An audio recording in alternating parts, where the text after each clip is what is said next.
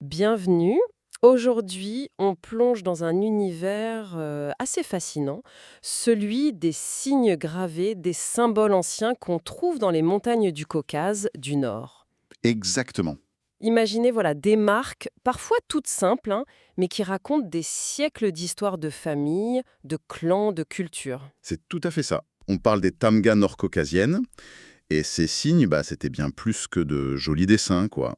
C'était vraiment un langage visuel essentiel pour la vie de ces peuples montagnards. Et pour explorer ce monde, on a une super base. Le livre Sévéro-Kafkaski Tamgi, donc Tamgaz nord-caucasienne, de Rassan Yartanigov, qui date de 1993. Oui, un gros travail de compilation, d'analyse. Il couvre une période assez longue, hein, du Moyen Âge jusqu'au début du XXe siècle. D'accord. Yartanigov, en fait, il a synthétisé des décennies de recherches qui existaient avant lui, et il a ajouté ses propres enquêtes. Donc notre but, là, aujourd'hui, c'est un peu de décrypter ensemble ce que ces tamgas, ce qu'elles nous disent. Comprendre à quoi ça servait. Voilà, à quoi elles servaient, comment ça fonctionnait, et puis ce que ça révèle de l'histoire, de la culture, qui est hyper riche hein, dans le Caucase du Nord. C'est complexe. Alors, allons-y. Mhm. C'est fou quand même de penser que ces petits graphismes, parfois hyper minimalistes, pouvaient vouloir dire autant de choses. L'identité, la propriété, le statut social. Bon, commençons par le début. C'est quoi au juste une tamga? Alors, fondamentalement, une tamga, c'est un signe distinctif. Il appartient à une famille ou à un clan, tu vois.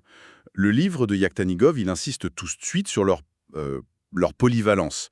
C'était d'abord, et ça c'est vraiment crucial pour ces sociétés pastorales, c'était une marque de propriété, principalement pour le bétail, les chevaux, les bovins, les moutons, mais aussi pour marquer des objets perso, des outils, des armes. Une sorte de logo familial un peu, avant l'heure? On peut dire ça, ouais. Mais ça allait plus loin en fait. La tanga, elle pouvait aussi servir de sceau, un peu comme un cachet de cire, tu vois, pour authentifier des papiers ou marquer des biens de valeur. Ah oui. Ouais. Et on la gravait sur les pierres tombales. C'était comme une signature pour l'éternité. Et elle apparaissait même sur les drapeaux, pendant les fêtes importantes, comme les mariages ou les campagnes militaires. D'accord. Et pourquoi elles sont si importantes, si précieuses pour comprendre l'histoire de la région? Leur importance est énorme, surtout parce que les sources écrites locales sur la vie de tous les jours, l'organisation sociale, l'économie de ces périodes anciennes, elles sont pas toujours très nombreuses ou faciles à trouver. D'accord, donc ça compense un peu. Exactement. Les tamgas, du coup, elles deviennent des témoins matériels directs. Elles nous parlent des familles, de l'importance de l'élevage, des hiérarchies sociales, des relations entre les clans et même entre les différents peuples du Caucase. On les étudie surtout, ouais, pour la période du XVIe au début du XXe siècle, mais c'est quasi certain que leurs origines sont bien plus anciennes. L'intérêt pour ces signes, il n'est pas tout récent, hein, le livre le montre bien. Ah non, non. Yaktanigov retrace bien ça, dès le XVIIIe siècle en fait. Il y a des voyageurs ou des administrateurs russes qui commencent à les remarquer, à les collectionner un peu. Mais c'est vraiment au XXe siècle que l'étude devient plus systématique. Et là, il y a un nom qui revient tout le temps, j'ai l'impression, Lavrov. Oui, Léonid Ivanovitch Lavrov, c'est une figure ouais, majeure. Son catalogue, qui a été publié après sa mort d'ailleurs, c'est une somme incroyable. Il recense près de 1400 signes. Waouh! C'est la base de beaucoup de travaux après, hein. Mais Lavrov, il n'a pas juste collecté. Il a aussi été un des premiers à vraiment analyser les fonctions de la tamga. Il a montré son évolution notamment. D'une simple marque de propriété, hop, ça pouvait devenir un vrai blason familial, un symbole héraldique, quoi. Surtout chez les élites. Mais apparemment, l'interprétation de ces signes, ça a créé pas mal de débats, non? Ah oui, et c'est ça qui est fascinant. Les chercheurs n'étaient pas toujours d'accord entre eux. Par exemple, sur la question de l'appartenance ethnique. Est-ce qu'une tamga, c'était forcément lié à un peuple précis? Hmm. Certains pensaient que non, que c'était avant tout une marque de propriété et qu'elle pouvait circuler, quoi. D'autres, au contraire, insistaient sur sa stabilité au sein des lignées familiales, et donc ethniques. Et cette fameuse question des origines, le lien avec les anciens peuples nomades, les Sarmates, les Alains. Alors ça, c'est un débat complexe et qui revient souvent. Certains chercheurs sont assez sceptiques sur une filiation directe entre les signes qu'on trouve dans les tombes sarmates et les tamgas plus récentes. D'accord. D'autres, comme V.M. Batchayev, eux, ils argumentent pour une continuité, surtout pour des peuples comme les Ossètes, les Balkars et les Karachay, qu'on considère comme les descendants des Alains. Et Lavrov, il en pensait quoi, lui? Lavrov, lui, il était plus nuancé, disons. Il voyait surtout une évolution interne au Caucase, mais il reconnaissait des ressemblances avec les signes d'autres peuples, comme les Nogaïs ou les Tatars de Crimée, mais sans conclure à une origine unique. Ces débats, ça montre bien la difficulté, en fait, d'interpréter des symboles quand on n'a pas tout le contexte. D'accord. On voit que c'est un champ de recherche hyper riche et plein de nuances. Revenons aux usages concrets. La fonction première, c'était donc bien de marquer la propriété. Oui, c'est sans doute la fonction la plus ancienne et la plus fondamentale. La damiguer, comme ils appellent là-bas. Dans ces sociétés où l'élevage c'était central, identifier son bétail c'était vital. On marquait surtout les chevaux, les bovins et les moutons. Et comment on faisait concrètement? La technique la plus connue, c'est le marquage au fer rouge, le tavreau. Mais il y avait d'autres méthodes. Des entailles spécifiques aux oreilles ou sur les cornes, parfois même une coupe particulière de la lèvre pour certains animaux. Et j'imagine qu'il y avait des règles. On marquait pas n'importe où, n'importe comment. Ah non, absolument pas. L'endroit du marquage, c'était souvent très codifié, et ça pouvait montrer la hiérarchie sociale. Chez les Kabardins, par exemple, on rapporte que le prince, le pchi, il marquait ses chevaux sur la cuisse gauche. Alors qu'un noble, un work, lui, il devait marquer la droite. Ah oui, quand même. C'était une affirmation visible du statut, jusque sur la peau de l'animal. Et les outils eux-mêmes, les fers à marquer, c'était souvent de belles pièces d'artisanat en fer forgé, transmises précieusement dans les familles. Et on ne marquait pas que les bêtes, si j'ai bien compris. Non, non, loin de là. La tamga, elle imprégnait vraiment la vie de tous les jours. On la gravait sur les armes, les outils agricoles, les coupes en bois pour boire. On la retrouve bien sûr sur les pierres tombales, on l'a dit, Mhm. mais aussi sur des objets plus inattendus, comme le rubel, c'est une planche en bois sculptée pour lisser le linge, ou même sur les portes des kunatskaya, les maisons d'hôtes traditionnelles. C'était un signe omniprésent, quoi. Donc, au-delà de la propriété, c'était un marqueur d'identité familiale hyper fort. Essentiellement, oui. La tanga, elle se transmettait de père en fils. C'était vraiment l'emblème de la lignée. Lavrov a bien analysé cette évolution vers une fonction presque héraldique, comme un blason. Avec le temps, surtout pour les familles nobles, la tanga est devenue l'équivalent d'armoirie familiale, symbolisant l'honneur, l'histoire du clan.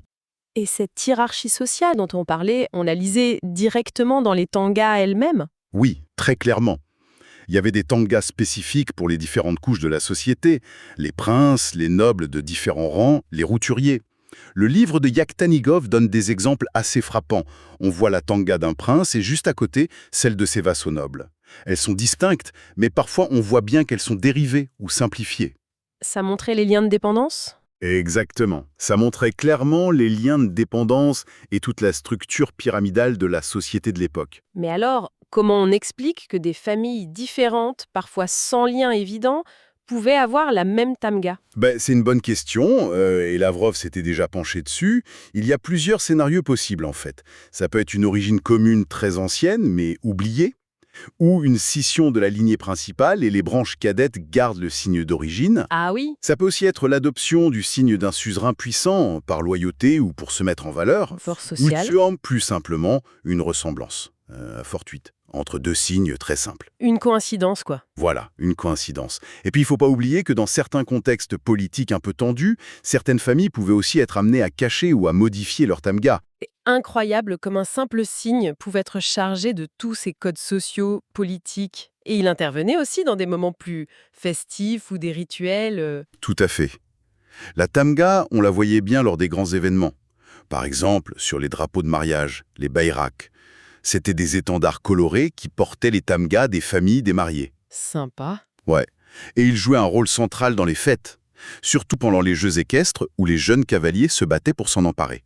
C'était un acte symbolique fort. Et pour la guerre ou les rassemblements importants? Alors là, chaque clan, chaque unité militaire avait son propre étendard, stidjag ou sana selon les régions, avec la tamga du chef ou du clan dessus. C'était le point de ralliement, un symbole d'unité, de commandement. Cet étendard, le stidjag, il était tellement important qu'il représentait l'honneur même du clan. Le perdre, c'était une humiliation terrible. On a parlé des pierres tombales aussi. C'était courant, hein? Ah oui, très, très répandu. Graver la tamga sur la stèle funéraire, c'était poser la dernière marque d'identité du défunt, le relier à sa lignée pour toujours. Parfois, c'était juste la tamga toute simple, parfois elle était intégrée dans des décors plus complexes qui reflétaient aussi le statut social du mort. Il y a même une description super détaillée du rituel de marquage du bétail, le tavronnier. Ça avait l'air d'être tout un événement, hein. Ah oui, le tavrenier, c'était pas juste une corvée technique, hein. Yaktanidov décrit bien ça comme un moment social majeur. C'était souvent collectif, ça impliquait tout le village ou tout le clan. Hmm. On choisissait des jours considérés comme favorables, on rassemblait les troupeaux, on préparait tout le matos. La capture des animaux, surtout les chevaux un peu sauvages, ça pouvait être assez spectaculaire. Et puis venait le marquage lui-même. Et c'était presque toujours suivi d'un grand repas tous ensemble, parfois même avec des prières pour que le troupeau prospère. C'était vraiment un moment de cohésion sociale. Si on regarde les formes maintenant, en feuilletant les planches du livre, là, ce qui frappe, c'est la diversité incroyable. C'est vrai, il y a un répertoire graphique qui est juste immense. Ça va de formes géométriques hyper épurées, des cercles, des lignes, des croix, des formes en S, en T, à des figures beaucoup plus complexes, presque figuratives parfois. On peut imaginer y voir des objets stylisés, des animaux, des silhouettes humaines. Mais bon, l'interprétation reste souvent délicate, faut être prudent. Est-ce qu'il y a des motifs qui reviennent plus souvent, qui semblent particulièrement importants Oui, oui, certains motifs sont récurrents. On trouve par exemple le svastika, la croix gammée, dans certaines tamgas, surtout celles qu'on associe au monde alain, ossète ou balkaro-karachai. Ah oui, ça surprend toujours un peu de le voir. Oui, mais faut bien sûr le replacer dans son contexte historique, hein. C'est un symbole solaire très ancien qu'on trouve dans plein de cultures et ça n'a strictement aucun rapport avec son utilisation tragique au XXe siècle. Son origine est probablement liée à d'anciens cultes solaires, voilà tout. D'accord. Et ce trident qui apparaît si souvent, surtout lié au camp de Crimée, c'est un peu le logo le plus influent de l'époque, non? Le trident, ah oui, c'est le motif clé, hyper répandu et chargé de sens. C'est la base de la tamga des Girai, la dynastie qui a régné sur le Khanat de Crimée. Et ils ont eu une influence politique et culturelle énorme sur tout le Caucase du Nord pendant des siècles. Donc tout le monde le copiait un peu? En quelque sorte, oui. Du coup, ce trident, souvent stylisé, modifié, adapté, eh bien, on le retrouve chez un très grand nombre de familles nobles adigéennes, les Circassiens, et chez d'autres peuples de la région. Adopter une tamga qui dérivait de celle des Girés, c'était une façon d'affirmer sa loyauté, son lien avec le pouvoir, ou de revendiquer un statut élevé. Et ces formes, elles n'étaient pas figées, hein, elles pouvaient évoluer avec le temps. Tout à fait. Une tamga, ça pouvait se transformer au fil des générations. Parfois, elle se simplifiait, d'autres fois, elle devenait plus complexe. On ajoutait des traits, des points, on modifiait des angles. Et ces variations, d'ailleurs, quand on arrive à les suivre, elles sont super précieuses pour reconstituer l'histoire des lignées, leurs ramifications. On voit même plus tard apparaître des formes qui ressemblent à des lettres d'alphabet. C'est ça. Oui, c'est une évolution plus récente, ça. Ça s'accélère après l'abolition du servage au XIXe siècle et avec l'intégration plus forte dans l'Empire russe. Certaines familles, peut-être celles qui n'avaient pas de tanga ancien bien établi ou qui voulaient marquer une nouvelle étape, elles ont commencé à utiliser des lettres, souvent de l'alphabet cyrillique, mais parfois aussi arabe ou géorgien comme base pour leurs signes, ou alors en les combinant avec des éléments plus traditionnels. Venons-en au lien entre les peuples. Le livre insiste beaucoup sur les ressemblances de tanga qu'on trouve entre différents groupes ethniques.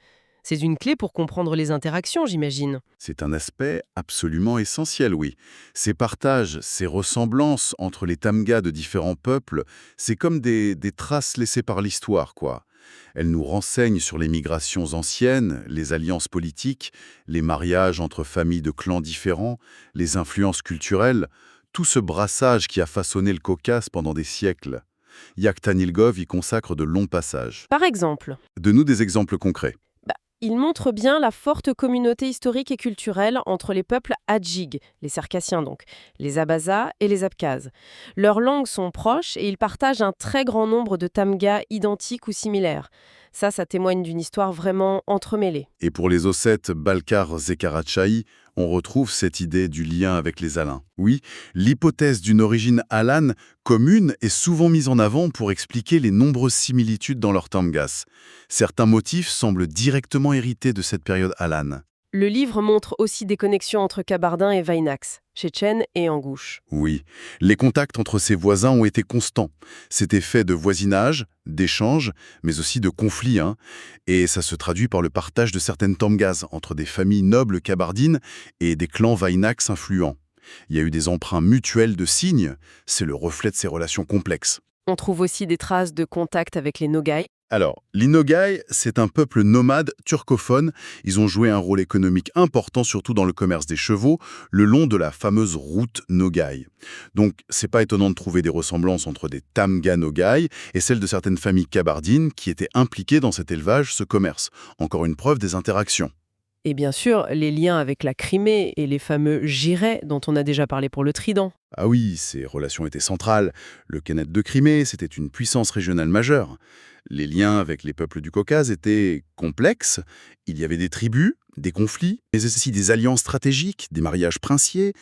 L'influence des Gérailles était telle que leur tamga, le trident, est devenu un symbole de prestige, largement adopté et adapté par l'aristocratie locale, surtout chez les Adégués. Retrouver ce motif, en fait, c'est comme lire une carte des influences politiques de l'époque. Au fond, chaque tamga qu'on retrouve chez deux peuples, chaque ressemblance, c'est une petite fenêtre ouverte sur des siècles d'histoire humaine. De migration, d'alliances, de guerres, de mariages, d'échanges culturels qui ont façonné cette mosaïque incroyable qu'est le Caucase du Nord. Mais tout ce système, cet univers de symboles si riche, ça a fini par s'effacer ou au moins par perdre de son importance. Oui, inévitablement. Les grands bouleversements des 19e et 20e siècles ont profondément touché le système traditionnel des tamgas. L'abolition du servage en 1861, les réformes agraires, l'emprise de plus en plus forte de l'administration russe, les guerres, tout ça, ça a changé radicalement les structures sociales et économiques. Et la Tamga a perdu sa raison d'être, en quelque sorte. Sa fonction première, oui, celle de marquer la propriété de façon unique et socialement reconnue, elle est devenue moins pertinente. Il y a eu l'apparition de registres officiels, de nouvelles formes de propriété, et puis le pouvoir des anciennes élites locales a diminué. Le besoin d'afficher son clan et son statut par ce moyen s'est atténué dans ce nouveau contexte. Elle n'a pas disparu du jour au lendemain, j'imagine. Non, bien sûr que non. Comme on l'a vu, il y a eu des adaptations, comme l'utilisation de lettres. Et la tamga, elle a gardé une valeur symbolique, mémorielle, affective pour beaucoup de familles. Mais son rôle central, structurant, dans la vie de tous les jours et l'organisation sociale, ça s'est progressivement estompé au cours du XXe siècle. C'est pour ça que des travaux comme celui de Yaktonigov sont si précieux. Ils gardent la mémoire de ce système et ils nous aident à comprendre le passé de ces sociétés. Pour conclure cette exploration, ce qu'on retient, c'est vraiment l'extraordinaire densité de sens de cet Amga. C'était pas juste des graffitis anciens, quoi. C'était un véritable langage visuel, un système de code incroyablement sophistiqué qui disait tout, l'identité, le statut, la propriété, l'histoire d'une lignée, et qui rythmait même les rituels collectifs. C'est une plongée fascinante dans un monde où les symboles avaient un poids énorme. Absolument. Ces signes nous racontent une société où l'appartenance, la réputation, la lignée, c'était fondamental. Et où ce langage graphique permettait à chacun de se situer, d'affirmer sa place dans un ordre social très hiérarchisé. C'est assez vertigineux de réaliser à quel point ces simples marques nous connectent si directement à la vie, aux préoccupations, à l'organisation sociale de ces peuples il y a quelques siècles à peine. Le livre de Yaktanigov, en les rassemblant et en essayant de les décrypter, il nous montre aussi toute la complexité de ce travail. Chaque tamga, avec ses variations, ses partages, son histoire propre. C'est comme une pièce d'un puzzle historique et culturel immense et passionnant. Et en fermant ce livre, il y a une question qui peut nous venir. Même si l'usage premier de ces tamgas s'est perdu, comment nos sociétés modernes, nous, à l'heure du numérique, de la globalisation, comment on exprime l'identité collective, l'appartenance à un groupe, l'héritage familial ou communautaire? Quels sont finalement nos tamgas d'aujourd'hui? Ces signes, visibles ou invisibles, qui nous définissent et nous relient.